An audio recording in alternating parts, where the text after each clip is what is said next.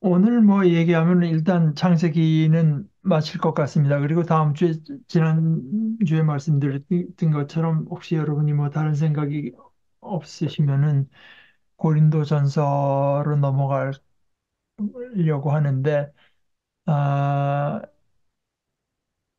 그런데 여러분들 혹시 그 아직 없으시면은 그 새한글 성경이 있습니다. 새한글. 아직 그 구약은 시편밖에는 완전히 책으로 나온 게 없어서 신약하고 시편이 이제 들어있는데, 아, 우리말 성경도 우리가 사실 여러 가지 이제 가지고 참조할 수 있으면 제일 좋은데요.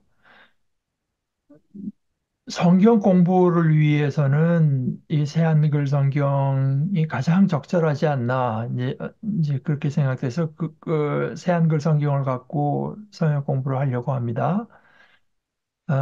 뭐, 값은 얼마 되지 않는데, 그, 우리가 교회에서 지금 쓰고 있는 이 새 번역은 읽고 우리 하는 말로 은혜 받고 뭐, 그 뜻을, 그러니까 통독 술술술 읽어 나가긴 좋은데, 그 뜻을 살리느라고, 어, 그 의역이 너무 많아서, 사실 그 문구 자체를 가지고 이제 좀 자세히 보기에는 좀 적절치가 않고 오히려 그 한국교회가 전통적으로 써오던 그 개역 한글을 또 몇십 년 전에 이제 개정한 개역 개정판 성경이 오히려 그런 목적으로는 더 좋고 또 그 성경의 강점은 우리가 예를 들어서 성경 귀절을 암송하려고 할 때, 거기 어떤 리듬이 있어가지고 암송하기에 그 성경이 제일 적절할 것 같아요. 근데 가톨릭에서 나온 그 성경, 그것도 저는 번역을 참 좋게 봤고, 폭 좋게 봤고, 무엇보다 이제 그 우리말에 더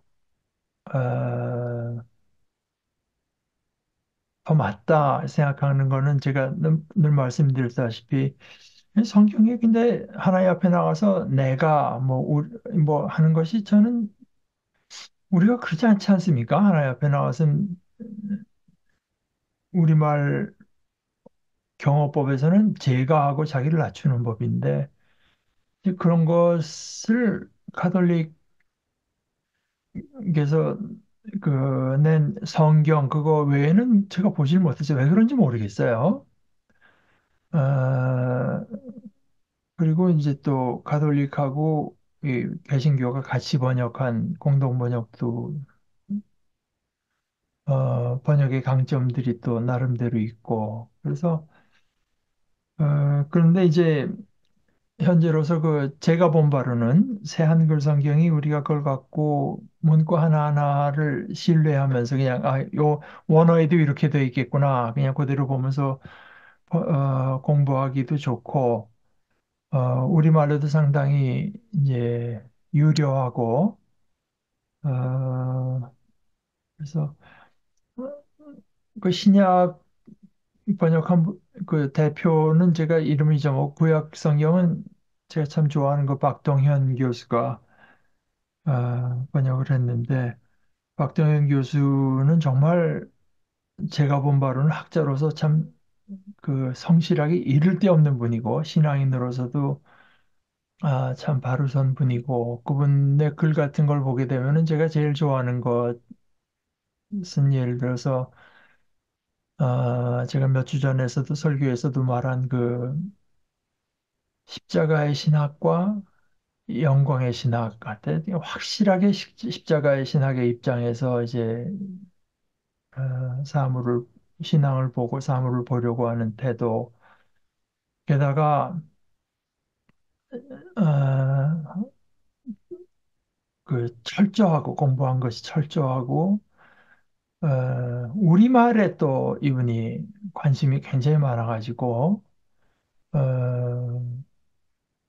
그 우리말에 대한 뭐그 책인가 뭐 너무 하여간 우리말도 상당히 부드럽고 해서 이제 그 되게 한자어를 피해서 순우리말로 쓰려고 하는데 워낙 그 어학에 능통하고 해가지고 이 사람이 그 아버 목회자 가정에서 잘하신 분인데 아버님이 아마 그 대구 쪽인가 뭐 목회하시던 분인 것 같고 그 목사님은 서울 법대 출신인데 그 전에 어느 글 보니까 이제 서울 법대 마치고 장로신학대학 가는데 이미 신학대학 가기 전에 자기는 사실은 그 신약 성경이 쓰여진 그 헬러 이거는 되게 다 했다 이미 이게 신학교 가기 전에 아 그리고 아마 독일에서 베를린 대학인가 거기서 조금 가르치기도 하다가 이제 한국으로 나왔는데 목회를 했어요. 목회를 하는데 본인이 이미 경상도 사람이라 자기는 전라도에 가서 목회해야 된다. 그래서 전라도에 가서 그 농촌교회 목회 농사 짓는 사람들인데 그 농사 짓는 사람들 아, 하고 하는데 이제 어떤 때 글 쓴 거 보니까 가끔 좀 야속할 때도 있고 자기는 정말 정말 열심히 준비를 해서 그 하는데 이분들이 태도가 뭐지 뭐 하여간 근데 참 정말 그 성실한 분입니다. 그런데 구약 중에서 특히 아마 그 소선지자 열두 그 소선지사 이쪽을 특별히 전공했는지 아니면 근데 뭐 이 그냥 선지서일 겁니다. 그래서 기독교서에서 나온 것 중에서는 그 예레미야 주석을 이분이 이제 두 권으로 된 걸 써냈고 박창환 목사님 말씀으로는 이 사람 참 실력이 있는데 그 장점이 사람이 겸손하다. 뭔지 그런 식이고 박동현 교수 글을 보면 아마 자기가 신학교 졸업하면서 뭘 할까 어느 쪽을 전공할까 하다 사실은 자기가 가장 흠모하던 목사님은 신약 아마 틀림없이 박창환 목사님이었을 겁니다. 신약인데 그분이 자기대로 꼭 신약을 하란 말을 안 해가지고 자기가 그냥 구약을 했대는데 박 목사님은 사실은 그런 건 다 하나님의 손에 있는 거니까 이렇게 그 그렇게 사람한테 뭐 장로 쪽에 신학교를 가야지 뭐 구약을 해야지 그런 말씀 안 하십니다. 근데 그렇게 해서 자기가 구약을 하게 됐다고. 어, 그런데 이제 그분이 주도해서 그러니까 나이도 안 됐는데 이제 장로 신학교에서 스스로 은퇴하시고 아마 그 성서 공회를 들어가신 것 같아요. 그래서 거기서 지금 이 새로 성경 번역하는 것과 그다음에 이 제가 가끔 인용하는 이 독일 성서 공회 해설이 들어있는 이 성경하고 그다음에 주일이 이 두 가지가 다 그 박동현 교수가 주도적으로 해서 나온 것으로 알고 있습니다. 근데 그때 박창호 목사님 저희 집에서 말씀하실 때 보니까 이 독일 성서공회 이거는 여러 사람이 맡아서 번역을 했는데 이게 다 독일에서 공부한 사람들이고 한데 이 결과를 보니까 너무 실망스러운 데가 많아가지고 나중에 그 정리하고 뭐 어떻게 하는 걸 그냥 박통영에서 혼자서 다 하다시피 해서 이게 참 엄청난 작업이거든요 보니까 근데 어찌됐건 그런데 이 창세기를 제가 보니까 특히 그 앞에 제가 전에 여러분께 소개해드렸지만 특별히 1장에서 11장까지에 대한 그 해설, 추리 성경 해설은 뭐 제가 본 어떤 해설보다도 참 깊이가 있고 아주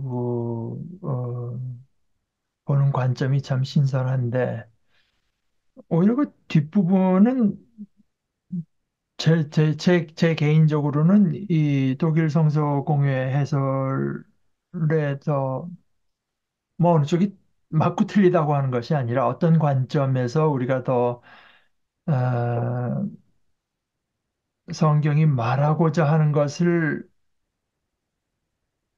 이제 캐치해서 흡수하는 데 더 도움이 되느냐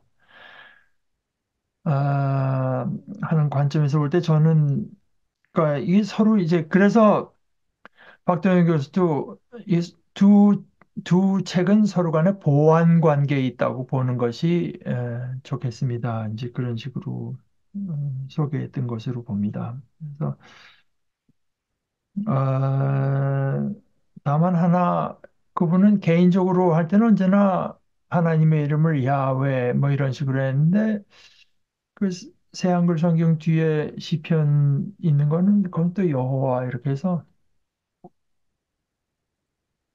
제가 이제 말씀드렸다시피 하나님의 이름은 자음만 있고 모음은 나중에 이제 학자들이 붙여 이거였을 것이다 하고 붙이는데 특히 하나님의 이름은 잘 부르지도 않고 그런 것 연유가 돼 있고 해서 하다 보니까 잊어먹었고 어, 이스라엘 사람들은 그 하나님의 성함을 감히 부르지 못하고 그냥 주님, 주님 이런 식으로 이제 대신해서 부르다가 나중에 자음을 넣었는데 주님이라는 말은 히브리 말로는 아도나이거든요. 그 주님이라는 말, 오, 나이 하는 그 자음, 그 모음을 그 네 글자 하나님의 이름에다가 붙여버린 겁니다. 그런데 이제 히브리 말은 첫 음절은 좀그 약하게 발음하기 때문에 아가 아니고 이런 식으로 돼. 아도, 여호, 나이, 와 이런 식으로 이제 그러니까 그냥 억지로 만든 이름이에요. 그러니까 그게 맞을 가능성이라고 하는 이 거의 없다고 하는 건 뭐 누구나 다 이제 동의하고 근데 야훼가 본래 하나님께서 우리에게 주신 하나님의 이름이었을 거라고 생각은 하지만 그것은 뭐 100% 확실한 건 아니다. 이제 그런 관점에서 하지만 확실히 틀리다고 하는 거를 아는 사람들은 그 확실히 틀린 줄 알면서 그 이름으로 계속 부르려니까 저도 참 마음이 불편합니다. 그 여호와라고 이제 할 때마다 아닌 걸 알면서 계속 그런 식으로 불러야 되나. 이제 네, 왜 그런지 모르지만 하여간 그래서 그때 뭐그 독자가 의견을 쓰는 뭐 그런 거 있어 거기다가 왜 그렇게 했는지 모르겠다고 이제 제 의견을 써보내긴 했는데 뭐 그거 외에는 저는 참 좋게 보고 있고 그래서 다음 주부터 우리가 신약 성경을 할 때는 여러분들이 새 한글 성경을 이제 갖고 같이 보시면 제일 좋을 것 같습니다. 그리고 제가 지금 방금 말씀드렸다시피 독일 성서공회 그런데 이제 이거는 사실 독일 성서공회도 그렇고 취리도 그렇고 한국 교회가 어떤 학문을 참 귀하게 여겨서 교회가 그걸 잘 받아들였으면은 참 쉽게 쓸 수 있는 성경들인데 불행하게도 그러질 못해가지고 사실 이제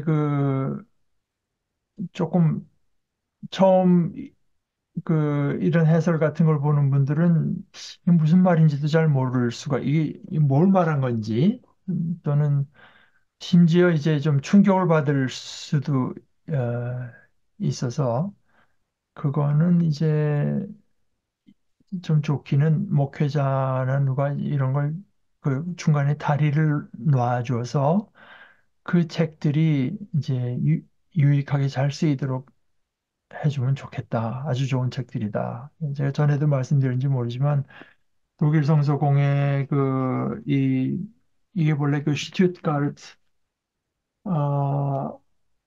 뭐 저거에서 지금 나온 게 있는데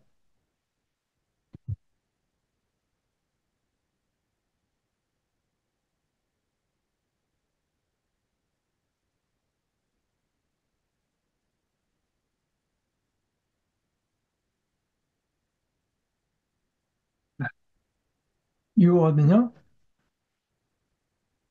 여기서부터 이제 슈투트가르트 뭐 설명 해설된 성경이다 이제 이런 건데, 그러니까 원래 본문은 루터 바이블을 갖고 했지만 그 이제 해설을, 근데 저는 독일어가 영 시원치가 않아서, 그런데 우리말로 있어 좋은데요. 그 우리말과 우리 교회 형편을 감안해서 우리에게 좋기 때문에 오히려 더 좋고, 근데 제가 전에 어, 그 미국에서 온라인으로 책을 취급하는 아마존에 보니까 이 독일어판에 대해서 누가 미국 사람이 썼는데, 자기가 독일어를 배운 보람을 느끼게 해준 책이다. 이제 그러죠. 그래서 아, 여러분들이 이 독일 성서공회 해설 좀 갖추고 있으면 좋겠습니다. 제가 오늘 이제 예를 들어서 이런 것들이 우리에게 필요한 지식이 아니냐 여러분과 이제 나누는데도 제가 그 책에서 어, 두 군데 이제 맛을 보여드리겠습니다. 47장 8절 9절을 제가 우선 한 두 절 읽어볼게요. 이거는 이제 야곱이 요셉이 다 살아있다는 말을 듣고 가나안에서 이집트로 내려와서 그 바로 앞에 섰을 때 이야기인데, 바로가 야곱에게 묻되 내 연세가 얼마뇨? 야곱이 바로에게 고하되 내 나그네 길의 세월이 130년이니이다. 그 다음 말이 재미있어서 언제나 나의 연세가 얼마 못 되니 우리 조상의 나그네 길의 세월에 미치지 못하나 험악한 세월을 보내었나이다 하고 야곱이 바로에게 축복하고 그 앞에서 나오니라. 사실 130년 살았으면 참 많이 살았는데, 그것도 뭐 돌아보면은 사실 얼마 안 되는 건 맞을 것 같다. 이건 누구라도 다 그렇게 생각할 것 같다. 그런데 아, 하나님께 그렇게 축복을 받았다고 하는 그 참 집요하게 형의 축복도 가로채고 하던, 그래서 이제 그걸 요약해서 보니까 험악한 세월이었습니다. 참 저는 그 인생에 대해서 이렇게 돌아보면서 말을 할 때 참 제 심금을 울리는 표현 중에 하나입니다. 그 다음에 이제 요셉을 만나고 요셉의 그 두 아들까지, 그러니까 자기 손주죠. 어, 볼 때 야곱의 말이 그렇습니다. 48장 11절에서 10절부터 보죠. 이스라엘, 이건 야곱이죠. 이스라엘의 눈이 나이로 인하여 어두워져서 보지 못하더라. 아버지 이삭도 못 봤죠. 요셉이 두 아들을 이끌어 아비 앞으로 나아가니 이스라엘이 그들에게 입맞추고 그들을 안고 요셉에게 이르되 내가 네 얼굴을 보리라고는 뜻하지 못하였더니 하나님이 내게 내 소생까지 보이셨도다. 그러니까 이거는 제가 학생 때도 기억이 나는데, 하나님의 은혜가 이렇지 않냐. 아, 내 얼굴을 보리라는 생각도 못 했는데 내 소생까지, 그러니까 하나님께서 우리에게 베풀어 주시는 은혜라고 하는 것은 우리가 참 생각도 할 수 없던 데까지 미친다. 근데 제가 이제 의사로 얘기하자면 뭐 130세니까 당연히 뭐 잘 안 보일 수도 있지만, 이게 이제 그 당시엔 공해라고 하는 게 없잖아요. 거의 사막이고. 그러니까 그 자외선이라고 하는 게 얼마나 해로운지 사람들이 알 수 없었을 겁니다. 그러니까 뭐 그때 그 사람들은 뭐 거진 100%다 백내장이 굉장히 심했을 걸로 저는 생각을 합니다. 근데 그래서 여러분들께 이제 말씀드리는 거는 웬만하면은 다 그 늘 선글라스를 그 어, 우리 눈을 좀 할 수 있는 막 지키시는 것이 아, 그 독일 성서 공회 해설에서 그 48장 1절에서 7절까지의 해설을 제가 좀 읽어볼게요. 야곱은 자기 아들 모두와 작별하기에 앞서서 요셉과 요셉의 두 아들에 대해서는 특별한 뜻을 품는다. 나중에 이스라엘 여러 지파가 한데 뭉쳐 민족이 되었을 때 요셉의 후손들은 12지파 가운데 하나가 아니라 두 지파를 이룬다. 이제 므낫세부터 시작해서 12, 루벤부터 시작해서 이제 12 그 아들이 있잖아요. 요셉이 11번째고 베냐민이 12번째. 그래서 이스라엘 아버지 야곱은 이스라엘이고 이스라엘의 그 12지파가 이제 거기서 생겨나는데 그런데 그 아들의 이름을 따서 지파가 대개는 그렇지만 거기서 조금 변형이 생깁니다. 이제 그런 게 사실 교회를 수십 년 다녔어도 그게 어떻게 된 거냐 물어보면은 좀 긴가민가 하는 사람이 내가 보기엔 한 100명 중에 95명 이상은 그렇게 될 것 같아요. 근데 이렇게 이제 여기서 설명을 해줍니다. 요셉의 후손들은 12지파 가운데 하나가 아니라 두 지파를 이룬다. 왜냐하면 근데 요셉 지파는 없습니다. 그 아들이 12인데 요셉 지파는 없어요. 근데 요셉의 아들들 둘, 에브라임과 므낫세와 에브라임이 이제 지파, 그러니까 13이 돼야 되잖아요, 그러면은. 근데 그 중에서 빠지는 이름이 있습니다. 그 레위. 레위가 빠져서 그렇게 해서 12이 되는 거예요. 그래서 여기 이제 설명에 괄호에 레위 후손들은 12지파 안에 들지 않는다. 이들은 전체 이스라엘을 위하여 제사장의 임무를 수행하고 토지 소유의 어떤 정해진 목도 지니지 않기 때문이다. 그래서 레위인 뭐 이런 말 많이 나와요. 성전의 일을 보고 이제 하는 거 따로 떼놓은 거거든요. 그래서 아 이제 그, 그 여호수아의 지도하에 가나안으로 들어간 뒤에도 레위 지파는 다른 지파처럼 그렇게 영토를 준 것이 아니고 그리고 또 그 11조라고 하는 것도 결국 그 레위 지파는 따로 뭐 농사를 짓는다든가 뭐 목축을 하는 이런 생업에 종사하는 게 아니기 때문에 레위 지파의 몫이 되는 의미가 굉장히 크죠.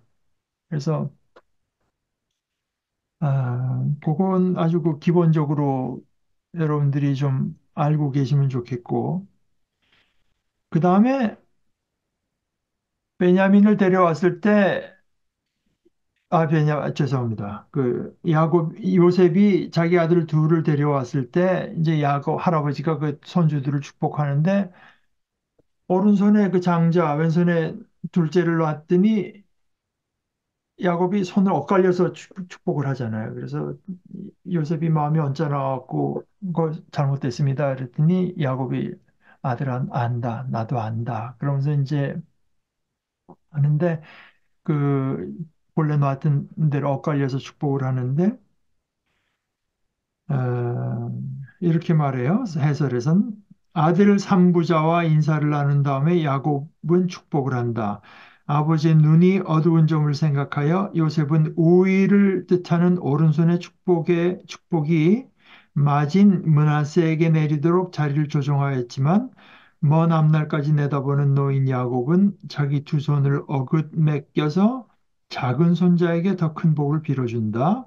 그러면서 이제 이것이 창세기에서 저 앞에 25장 23절에서 야곱과 에서의 관계가 그러했고 사실은 저 앞으로 가면은 가인과 아벨도 뭐 비슷한 경우라고 볼 수 있죠.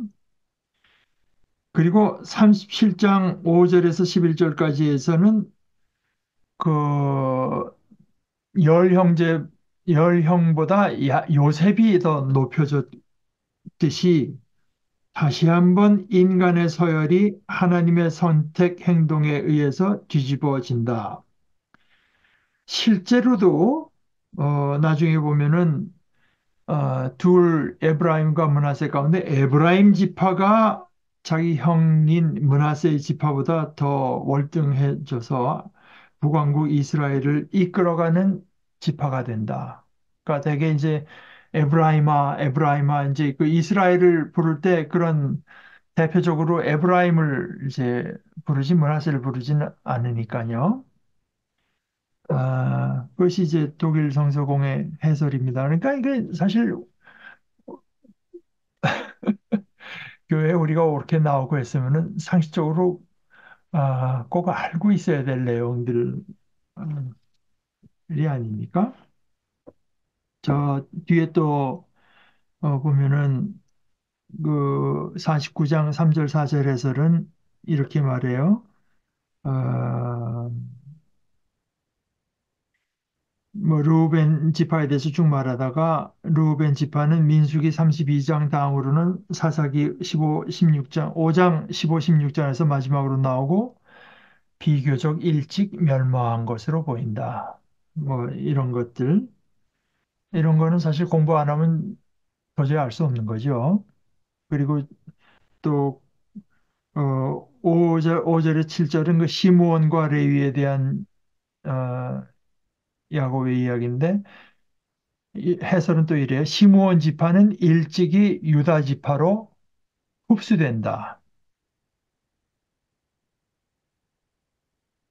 이런 거는 사실 이제 그냥 성경 뭐 그냥 수십 번 수백 번 읽어도 잘 알기가 어려운 내용들입니다. 이 야곱이 12지파 에브라임과 므낫세를 하나씩 해서 할 때 축복할 때 제일 길게 뭐 축복해 주는 지파가 둘이 있습니다. 하나는 유다 지파. 예수님이 유다 지파에서 다윗이 나고 그다음에 에브라임과 므낫세 이건 요셉이죠. 그건 22절에서 26절. 유다야, 너는 내 형제의 찬송이 될지라. 내 손이 내 원수의 목을 잡을 것이요 내 아비의 아들들이 내 앞에 절하리로다. 유다는 사자 새끼로다. 그 C.S. 루이스가 아슬란 그 사자 메시아를 이제 할 때 그 사자로 성경이 계속 이제 유다는 사자로 유다는 사자 새끼로다. 내 아들아, 너는 움킨 것을 찢고 올라갔도다. 그의 엎드리고 웅크림이 숫사자 같고 암사자 같으니 누가 그를 범할 수 있으랴. 이건 이제 왕이 지니고 있는 홀이 유다를 떠나지 아니하며 치리자의 지팡이가 그 발 사이에서 떠나지 아니하시기를 실로가 오시기까지 미치리니 그에게 모든 백성이 복종하리로다. 그의 나귀를 포도나무에 매며 그 암나귀 새끼를 아름다운 포도나무에 맬 것이며 또 그것을 포도주에 빨며 그 복장을 포도즙에 빨리로다. 그 눈은 포도주로 인하여 붉겠고 그 이는 우유로 인하여 희리로다. 뭐 포도주와 우유가 이제 축복의 상징 하나의 물적 증거처럼 이제 되어 있는 거니까요. 뭐 해설이 쭉 있지만 여기 뒷부분을 읽어볼게요. 장래의 통치자 괄호 안에 아까 그 실로가 오시기까지 미치리니 뭐 알 수가 없지만 아마 학자들의 생각으로는 장래의 통치자하고 괄호 안에 실로가 이것을 뜻하는 듯하다. 실로라고 했을 때 장래의 통치자는 온 땅에 복을 내리시고 그것이 이제 넘쳐나는 포도주 뭐 이런 것들로 스스로 눈에 띄게 아름다운 모습으로 나타나실 것이다. 그러니까 아까 맨 마지막 그 눈은 포도주로 인하여 붉겠고 술에 취해서 목되는 게 아니고 그 이는 우유로 인하여 희리로다. 눈에 띄게 아름다운 모습으로 나타날 것이다. 이는 거진 이상화된 그 어, 이상적인 상태를 말하는 것으로서 이거는 지상에서 이루어지는 어떤 왕국을 넘어서는 어떤 낙원 같은 상태를 이제 말하고 있다고 봐야 된다. 낙원 같은 상태. 아, 그 다음에 요셉 22절부터 26절은 요셉인데요. 요셉은 무성한 가지 곧 샘 곁에 무성한 가지라 그 가지가 담을 넘었도다.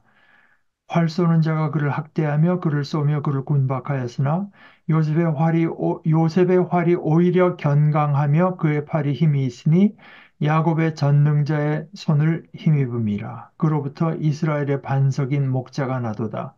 내 아비의 하나님께로 말미암나니 그가 너를 도우실 것이요 전능자로 말미암나니 그가 내게 복을 주실 것이라.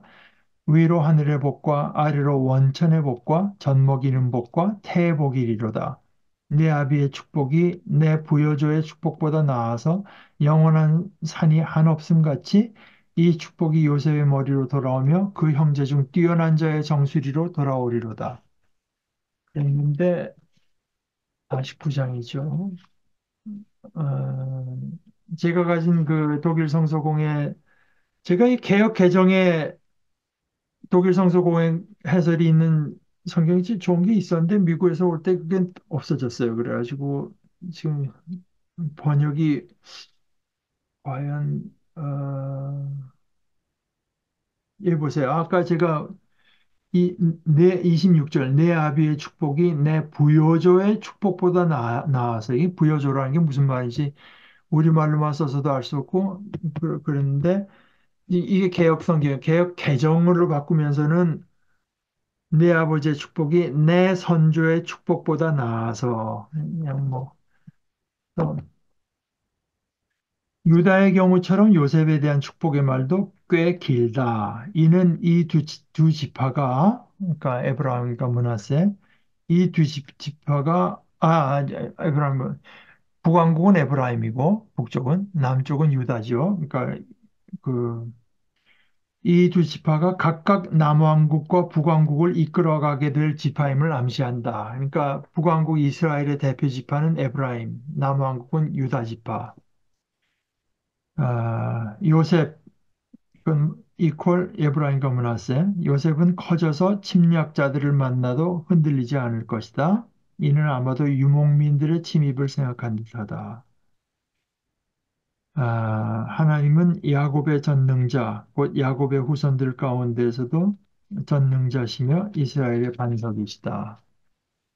그러니까 제가 이제 지금 말한 것은 이런 식으로 어, 제가 이제 뭐 목사라고 해도 이런 식의 해설을 받고 공부하지 않으면 저도 전혀 알 수 없는 이제 내용들을 이렇게 친절하게 소개해 준 것들도 있고 그것보다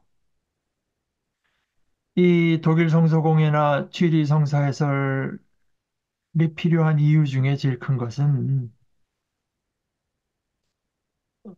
교회가 지금 한 2000년 동안을 쌓아온 어떤 교회 경험과 지식에 있어서 이 성경에서 우리가 어디다가 주안점을 두고 성경을 읽을 것인가, 어떻게 해야 성경이 우리에게 전달해 주는 것을 가장 풍성하게 흡수할 수 있나, 그 관점을 이제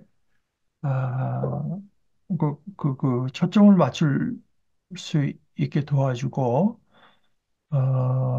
그러니까 그게 없으면은 그냥 뭐 무슨 말인지 모르고 쭉 나가다 어쩌다 그냥 내 심금을 울리는 표현 하나 있으면 그거 하나 붙들고 이제 그러니까 문맥과 아무 상관없는 그 한두 구절을 가지고 이제 신앙생활을 하려니까 참 성경을 읽긴 읽지만 거기서 얻어가는 것이 참 적을 수밖에 없죠.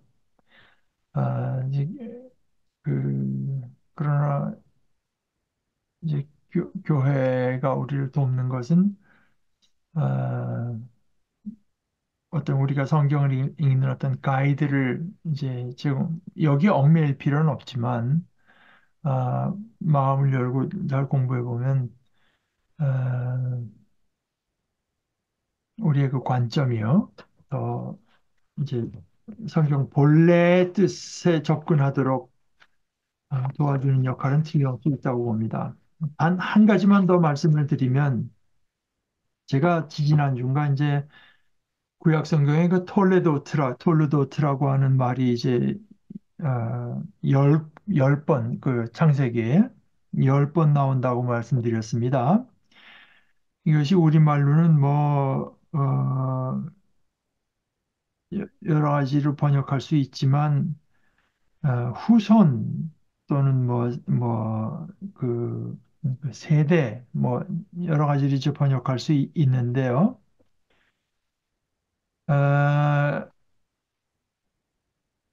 아브라함을 부를 때 그 아브라함의 아버지 테라에서부터 5번 이제 그 톨레도트라고 하는 말이 나오고 그 전에 이제 아담에게서 노아의 세 아들 노아의 아들 중에 그 세 아들 중에 셈 그리고 저 앞에 가서는 2장 4절에서 이제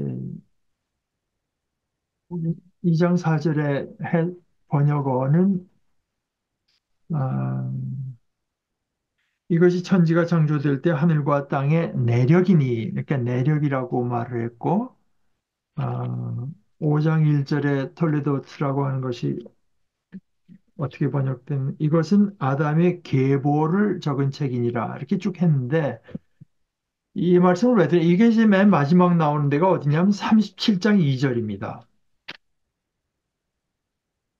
사실 창세기 이 37장부터 이 얘기는 누가 봐도 이야기의 주 캐릭터는 요셉 아니겠습니까? 요셉이 형들한테 이제 팔려서 내려가고, 나중에 이집트의 총리 대신이 되고, 마지막에 그 야곱이 죽고 요셉이 죽은 얘기까지 해서 창세기가 끝나거든요. 50장에 가면 이제 요셉이 어떻게 죽었나 하는 것까지 나오는데. 그런데 성경의 관점은 성경이 그렇게 스토리를 말하는 성경의 관점은 조금 다른 것 같아요. 37장 2절에 뭐라고 말하냐면은 1절부터 볼게요. 야곱이 가나안 땅, 곧 그의 아버지가 거류하던 땅에 거주하였으니 야곱의 족보는 이러하니라. 이게 이제 야곱의 톨레도트다. 야곱의 톨레도트. 그러니까 이 요셉의 이야기 같은 참 빼어난 이야기가 있지만 역시 이것도 아브라함의 하나님, 이삭의 하나님, 야곱의 하나님이 되는 하나님의 이야기다 이 뜻입니다. 이게 하나님의 이야기. 요셉의 이야기, 그러니까 내 나이 130년을 살았습니다. 내가 너를 볼 것이라고는 상상도 못한 네 아들들까지 보게 됐다 하는 참 자신의 그 개인적인 소회, 감회 이것을 말을 한 그런 거는 다 아, 이 야곱의 퍼스널 스토리 아니겠습니까? 근데 그 퍼스널한 그 개인적인 이야기가 개인의 이야기에서 그 끝나는 것이 아닐 뿐 아니라 그걸로 따로 떨어진 이야기가 절대로 아니고 하나님께서 아브라함을 부르시고 이삭을 거쳐서 야곱을 통해서 12지파를 가면서 온 민족을 구원하시고 특별히 그렇게 자기들이 수를 써서 그 계획을 좌절시키려고 했던 바로 그 사람들을 축복하기 위해서, 바로 그 사람들을 후손을 이제 존속시키기 위해서 하는 이런 그 하나님의, 그러니까 더 거슬러 올라가면 뭡니까? 더 거슬러 올라가면은 우리가 창세기를 이제 긴 여정을 거쳐서 여기 왔는데 어떻게 시작합니까? 태초에 하나님이 하늘과 땅을 창조하시니라. 그러니까 이, 이 태초에 창조하신 그 하나님, 그 창조의 전체 이야기 중에 하나로서 요셉의 이야기가 등장하고 야곱도 등장하고 이제 이렇다고 하는 걸 아, 우리가 새삼스럽게 느끼게 해주죠. 사실 우리 이야기라고 하는 것이 레슬리 뉴비긴이 우리는 누구나 다 이야기를 갖고 산다. 참 멋있는 이야기인데 근데 그 내 이야기가 하나님의 이야기, 그리스도를 통해서 온전히 이루시는 그 하나님의 이야기의 일부분이고, 하다고 하는, 그리고 그 하나님의 이야기는 단순히 인간에게만 국한된 것도 아니고, 뭐 지금 뭐 보니까 우주가 그동안 130억 년 하더니 지금 또 200억 년 넘는 거 아닌가 하는 사람들 있지만, 이 모든 것을 창조하신 그 만유의 주인, 내게 이제 주인의 이야기, 그러니까 어, 사실 런 의미에서 볼 때 어떤 의미에서 우리가 참 뭐 우리가 얼마나 작습니까? 이 우주 속에서 참 먼지만도 못한 존재라고는 해도 어, 어, 이 시공 전체를 놓고 봐도 우리가 그 안에서 소외되지 않는 거죠. 그럼 모든 것의 주인이신 분, 그 모든 것이 그분 안에 있고, 그분이 모든 것 안에, 모든 것의 모든 것이 되시는, 그분의 이야기가 우리 그 작은 이야기 속에서 이렇게 이루어진다고 하는 것을 이제, 어,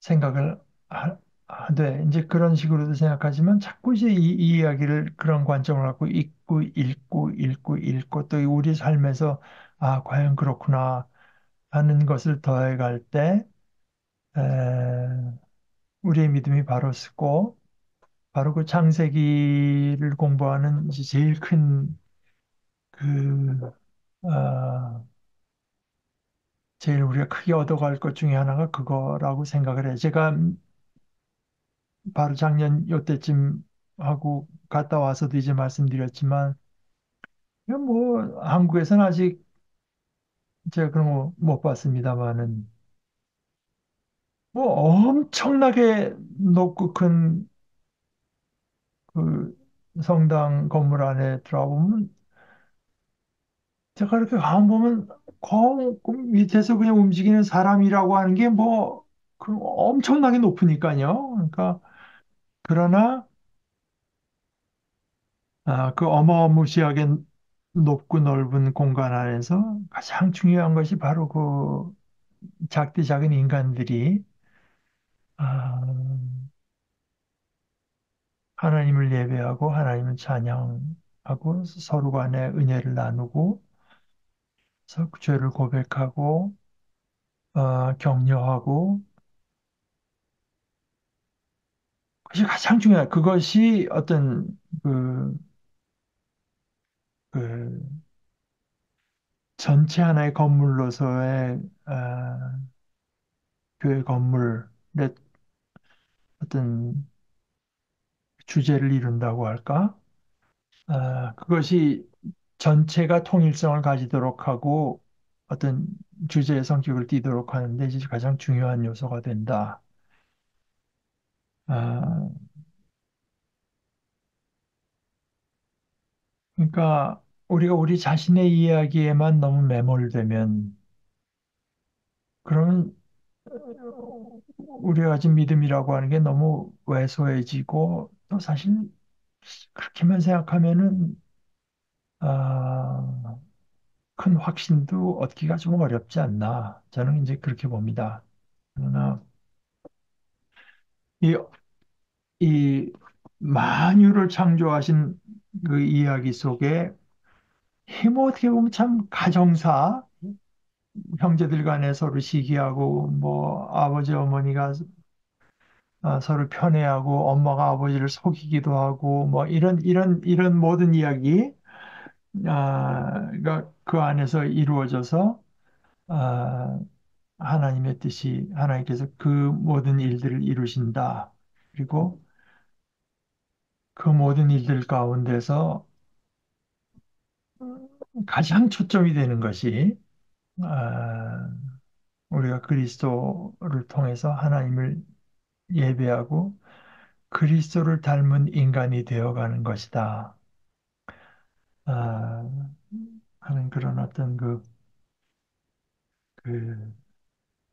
전체적인 관점을 우리가 다시 한번 확인해 보면 좋겠습니다. 자, 우리 함께 기도하십시다. 하나님 아버지, 아버지의 복된 말씀으로 저희들의 눈을 열어주시고 생각을 열어주시고 마음을 열어주셔서 아버지께서 저희들에게 품으시고 또 그렇게 되도록 역사하시는 아버지의 뜻이 얼마나 크며 얼마나 우리와 가까운가를 새롭게 저의 마음속에 새길 수 있게 하신 것을 감사합니다.